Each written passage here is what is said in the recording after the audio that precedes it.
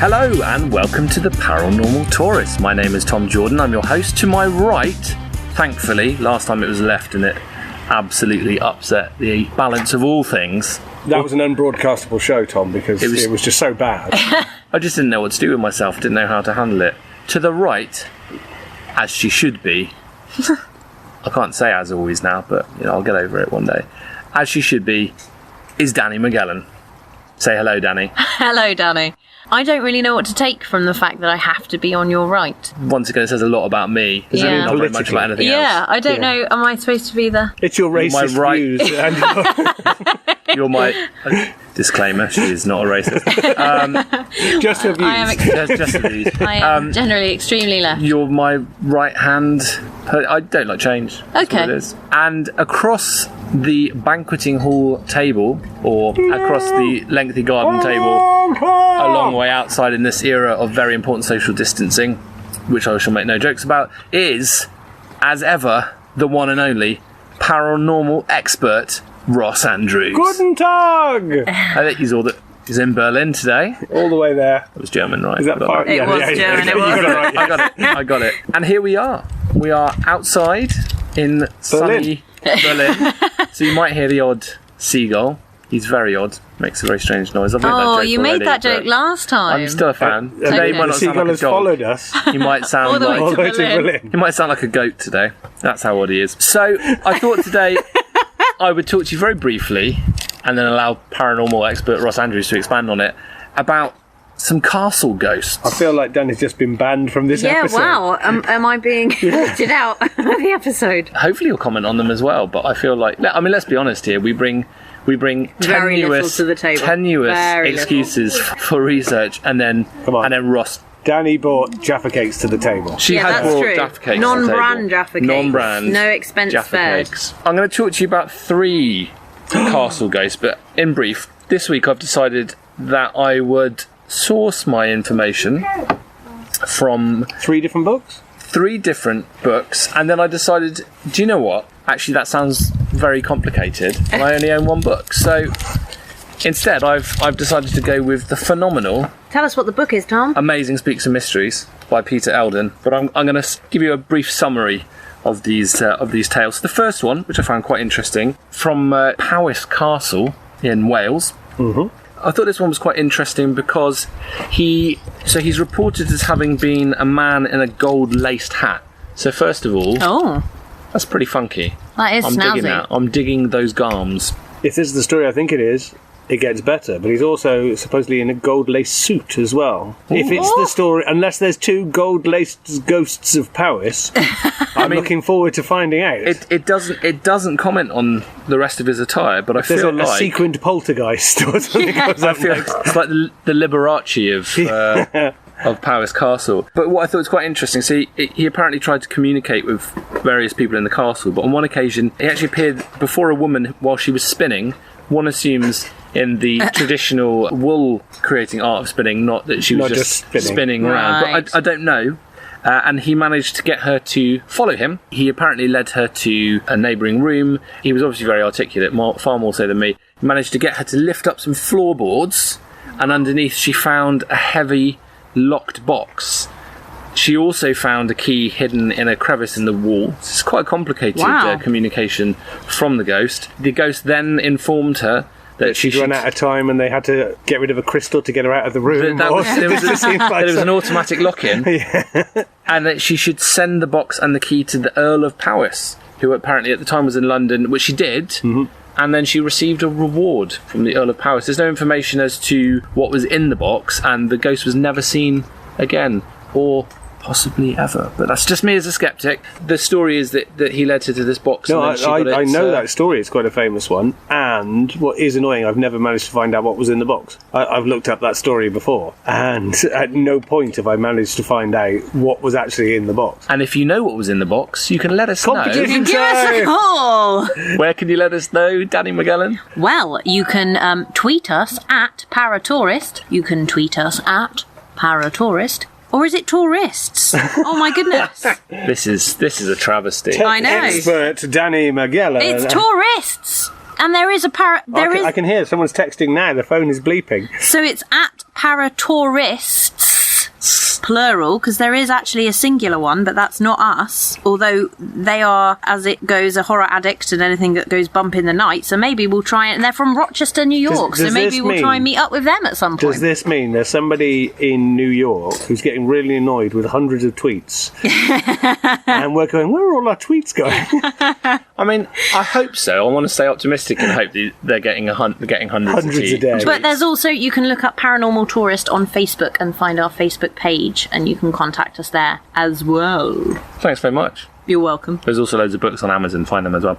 Okay, so that's the Ghost of Powys Castle. Oh, there's more than one, but I will come back to that one. I'll leave that for Paranormal Tour. Paranormal. I was always. You've done It's because it's It's such a catchy happened. title. I've even got it written down on my page. Paranormal Expert. Otherwise, Ross you're going to go Andrews. to Rochester in New York or whatever to find the Paranormal Tourist. And I've got a couple of other brief ones here. So one which I'll just give a brief mention to is the ghost of King Charles I. It says here of England, which I assumed, but it's probably because we're in England. He was beheaded in 1694, and he's apparently often been seen standing by a table in the library at Windsor Castle. Yeah, I mean, he's been seen standing in many castles, and I'm trying to remember one. There's Gets about a bit. What's it called?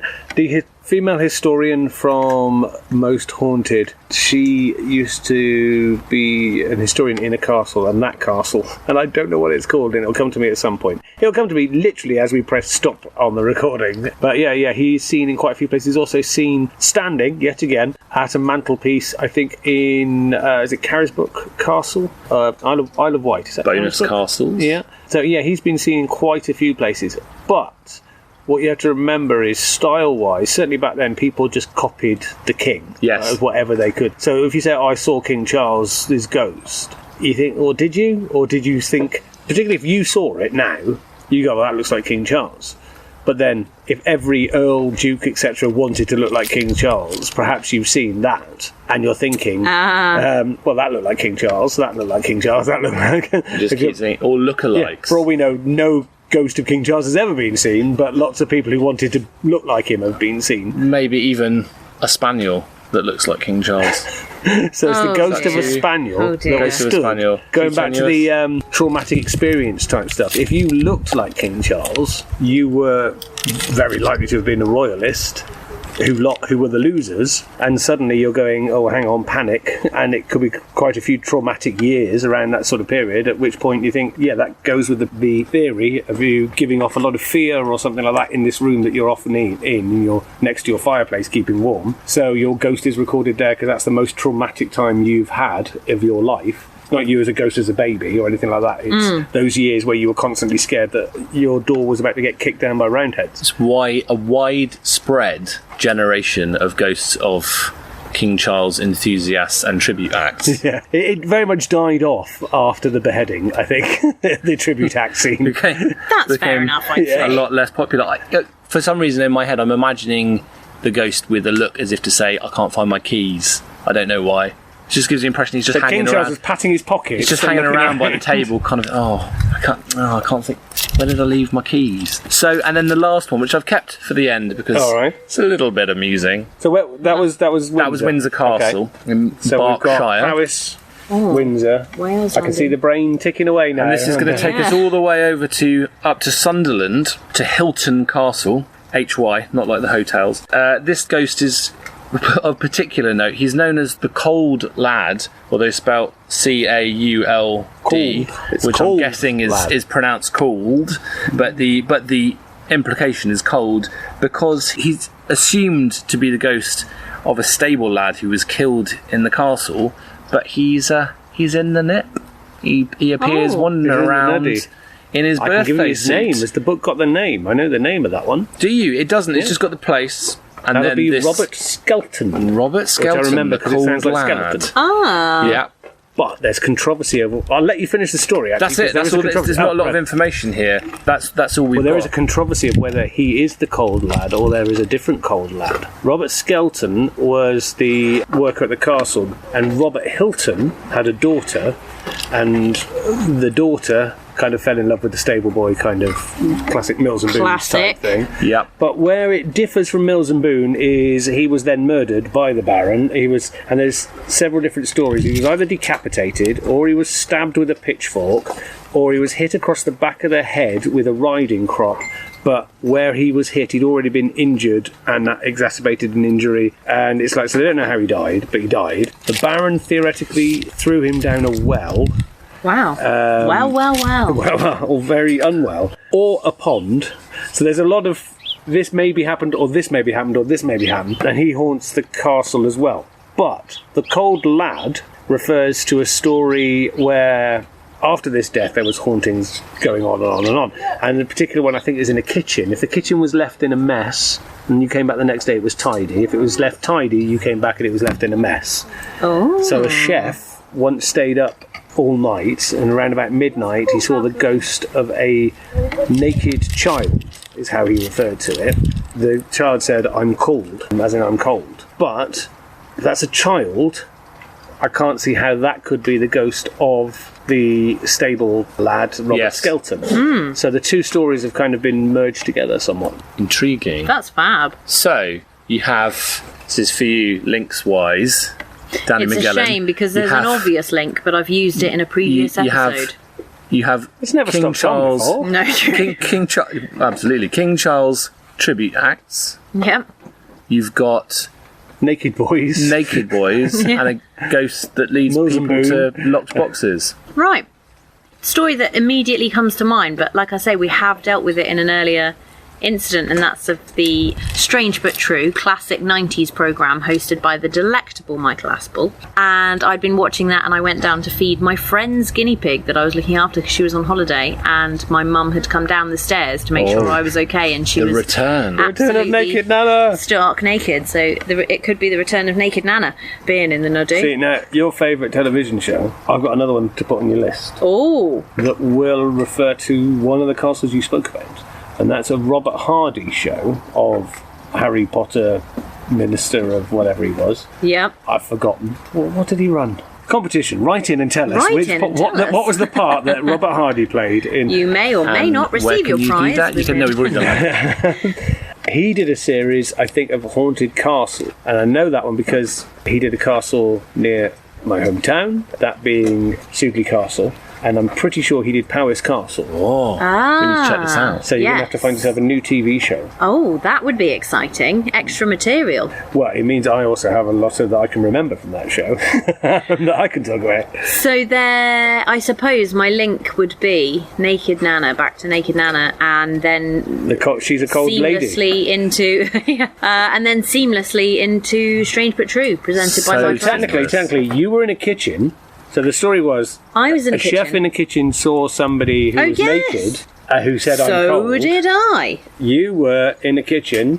And she came down without Naked. any clothes on and thought, well, I won't scare her by... Oh, no, she didn't want me to be scared because she knew I'd just seen Strange But Yeah. True. I was, I don't know, cutting up carrots or something. I can't remember. You were being a chef, and you And I saw a had naked the light on, and so the window obviously reflects what's behind you, but you can sort of see outside. And because she had no clothes on and the window was there and the light was on, she just poked round, so all I saw was a floating head behind me, but that looked like it was in the garden. My dad came down and started having a go at my mum. I'm pretty sure maybe she was laughing. I don't know. I can't remember but I was fine. You've inadvertently linked perfectly. But inadvertently, yeah, it links with that fantastic story. But I think the Strange But True link, there are several episodes where they talk about goings on in castles, and I can reiterate how much I recommend, because you can watch all of the episodes on YouTube. Just put in Strange But True, and there he is in all his splendour, telling you things that are strange but true. Okay, well, you can also watch Robert Allegedly. Hardy. I'm pretty sure it's that programme. Somebody's going to tell us that you're totally wrong. But yeah, Powys Castle is a National Trust property, I think, now. It's in Welsh Pool, so it's very Welsh. A pool of Welshness. This is why I know the gold-suited character who went on the treasure hunt is not the only ghost in that castle. There is a piano-playing ghost, so the pianos actually play themselves in the ballroom. That's been heard very, very very often. There is... That's very similar to St Donat's, where I mentioned in the past, the same kind of ghost. There's somebody that does cherry knocking, or whatever that's called in whatever country you're listening. Oh, yeah. Various different names of saying it. Oh, Ding Dong Dash. Oh, that must be a Gloucestershire one. Although I think we called it cherry knocking. I saw it in an American programme the other day. Ding Dong Dash. Ding Dong Dash. That just sounds like something you shouldn't be looking up on the internet. They have like this weird sort of poltergeisty activity that feels like hands grabbing you. Oh. So whilst you don't want to have your be grabbed by the Ding Dong Dash, listening to piano music. Or have your Ding Dong Dash grabbed. Oh, and there is a lady in black as well, if I remember rightly. And I can't remember what room that's in. But these are all inside the castle, which is not much help at the moment, I don't think, unless National Trust have opened that one Jam-packed. So no, I think a lot of them are still closed. Yeah. Which is why I'd also say it was really handy to know of some YouTube series to look up. Exactly. To Keep be watching able that to do some research. Keep staying home, to do some more research than we've done. By remembering who's in it, what they do, and what they're talking about. That's Powys. Did you say Sunderland? But Hilton Castle, Sunderland, and Windsor Castle. Yeah, well, Hilton, we kind of told you a lot about. Windsor Castle has a huge amount of ghosties, but there's no point trying to get in there at the moment, I don't think. No. And most of those are indoors. If you're in Sunderland, there are 2 episodes, I think, are Most Haunted that were filmed up there, which are one's a museum, which is the aircraft museum, and they see half a person from the waist down. Oh. So it's the legs. Wow. That Not in a grisly way, then, not in a sort of...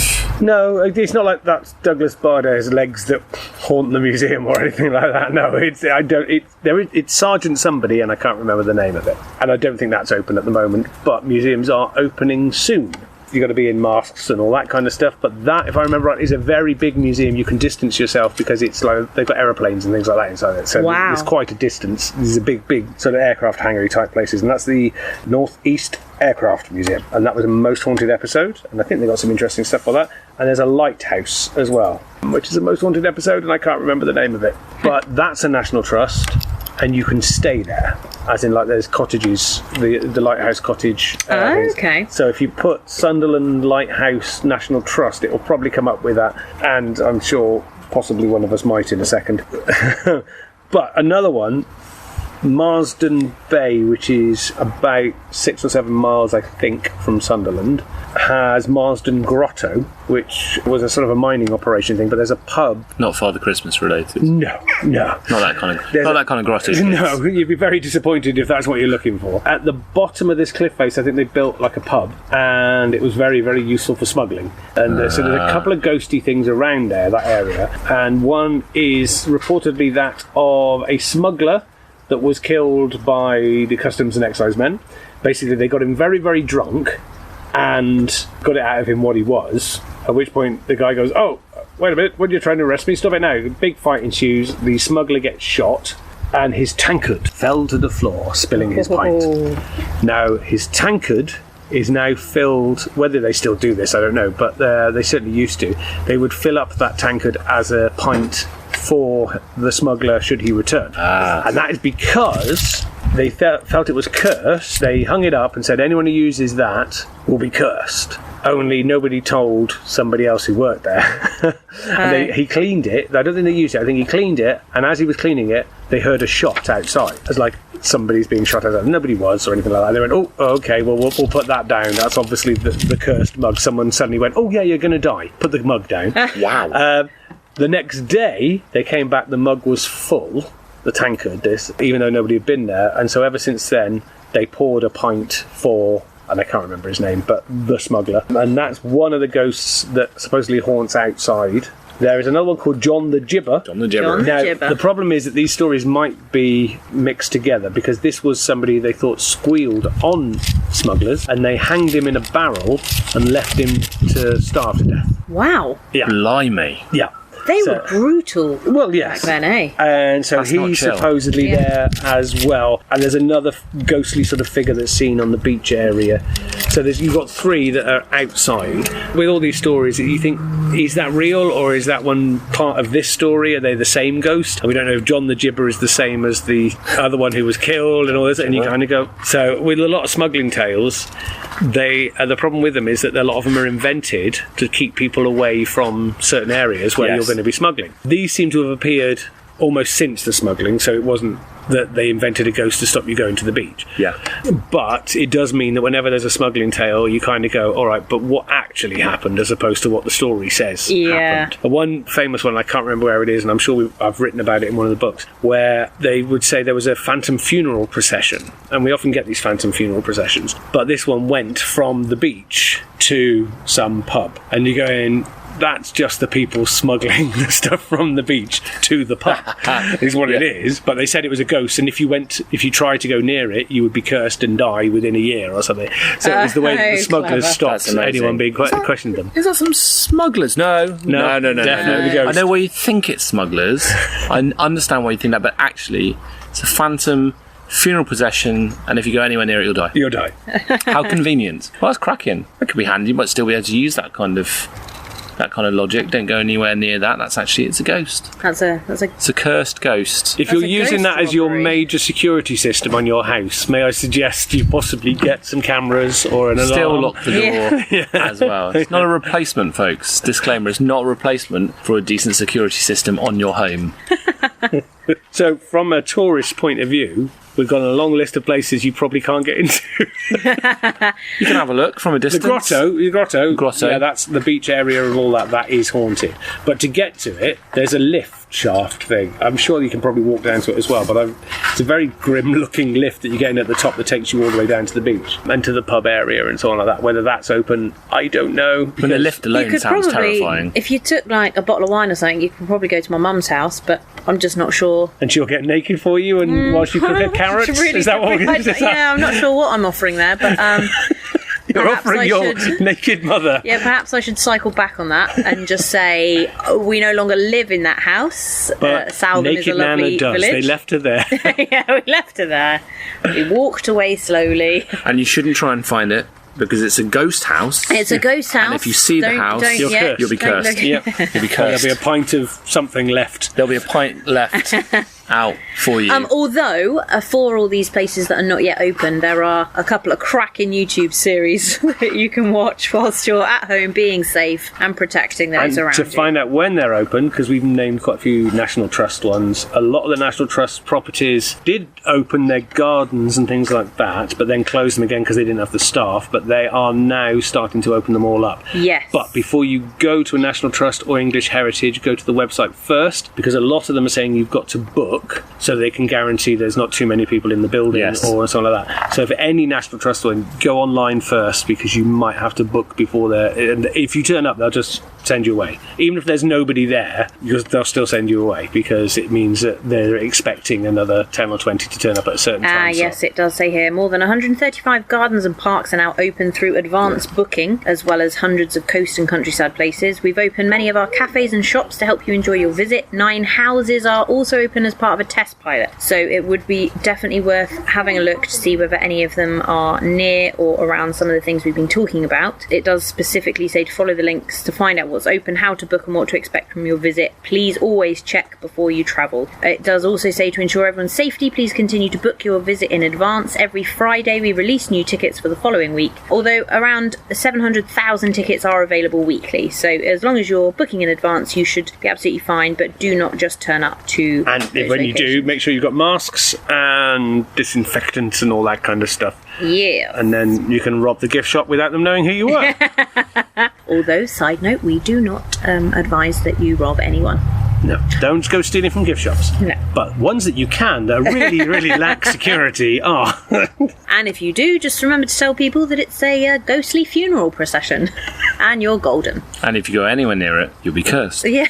Got it, it's easy. And you're golden, or dressed in lacy gold. Or laced gold sequin outfits. Well, speaking of lacy gold sequins outfits, who are those people walking into your garden, Tom? They look kitted out to the nines with various musical instruments. They do, as well as gold lacy hats. They're a band. No idea what that even looks like. We best not go near them, because they could be a ghost band. It could be a funeral procession. I don't want to be cursed. No, I don't. But I feel like they are maybe here to play our theme song. They've started playing. You can hear those dulcet tones. And to usher us off the air. So on that note, there's more. cheerio. See you later. Goodbye. Bye. Bye. Bye.